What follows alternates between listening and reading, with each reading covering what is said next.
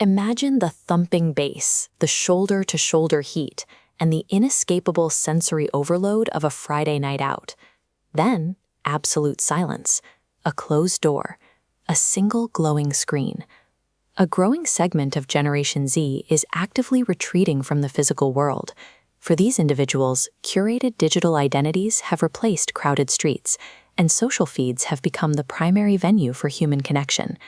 This data maps the scale of the retreat. Major life milestones like weddings and festivals now carry avoidance rates as high as 71%. The primary drivers are remarkably consistent: sensory overwhelm, the pressure of formal obligation, and the exhaustion of forced social performance. This avoidance is enabled by the low friction of digital communication. 78% of this group admit to accepting invitations just to avoid immediate conflict, only to cancel via text within 2 hours of the event. It's a pattern of soft commitment followed by the relief of hard withdrawal. Society at large observes this mass withdrawal and sees a psychological crisis. The prevailing narrative frames this generation as antisocial and broken, wasting their youth in self-imposed hiding. But looking closer at the data suggests a different motivation. Staying inside may actually be a highly rational adaptation to a world that feels increasingly demanding. The Gen Z homebody consciously constructs an environment where they finally feel safe and functional. They are choosing alignment over performance. To understand this choice, we have to look past the screen and into the nervous system. We need to see how these individuals physically process the demands of the real world.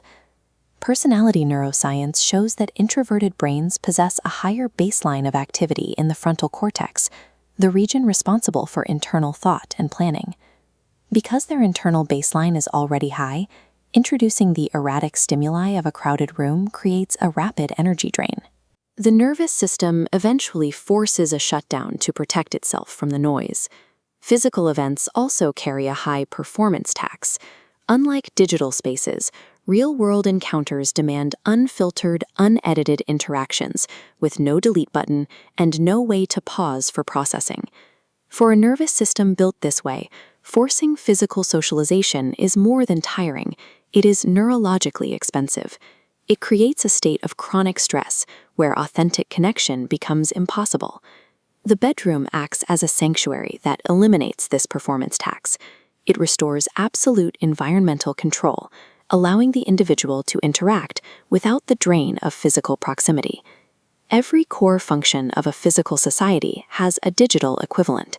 This breakdown shows how platforms have been engineered to replace everything from professional networking on LinkedIn to cultural participation through live streams. Platforms like Discord and Reddit provide a sense of belonging through niche communities.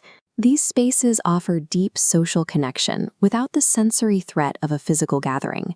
Even the most intimate human needs, romance, celebration, and activism, are now satisfied on the user's exact terms. They are participating in the world, just from a distance. Heavy social media use in this demographic is a perfectly aligned prosthetic. It allows them to meet their human requirements for connection without exceeding their biological capacity for stimulation. This digital alignment has a dark side. In 2023, the U.S. Surgeon General declared Gen Z the loneliest generation ever studied. Digital socializers show 28% higher rates of depressive episodes than their more physically active peers. This raises a difficult question. If digital spaces are so perfectly accommodated to their needs, why are these homebodies reporting the highest rates of emotional distress in history? Part of the answer lies in the friction between their internal needs and external expectations. There is a specific kind of grief that comes from having a simple preference for solitude treated as a pathology or a waste of life. The isolation is worsened by what psychologists call social skill atrophy. While digital spaces provide comfort, they lack the eye contact and nervous system co-regulation required for full emotional health. These individuals are caught between a world they find exhausting and a digital substitute their bodies know is inadequate. Real peace only arrives when an individual achieves self-acceptance. This is the moment they stop fighting their own wiring and recognize that their need for more solitude is a legitimate temperament. These individuals often develop intrinsic motivation. the ability to find deep meaning in internal thoughts and solitary activities. They cultivate rich internal lives that require zero external validation to be fulfilling. Cultural institutions must adapt to this reality. The physical world needs to stop pathologizing the indoors and start validating hybrid participation as a genuine, valued option for a different type of human. A quiet digital life is an honest way to honor how the brain is built. It is the discovery that a full life doesn't always have to look social from the outside.